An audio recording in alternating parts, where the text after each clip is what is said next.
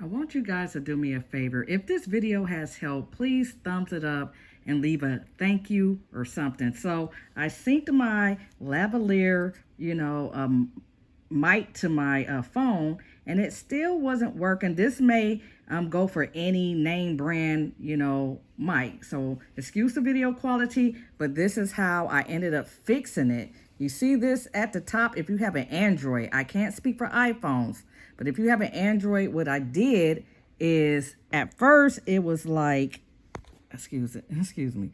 At first it was showing this mic.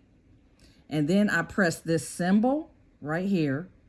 It looked like a mic with like a cord. And when I pressed that symbol and then I started to record, then the mic picked up. So if this has worked, please give this video a thumbs up. Do not forget to give the video a thumbs up. I would truly, truly appreciate it. Thank you very much.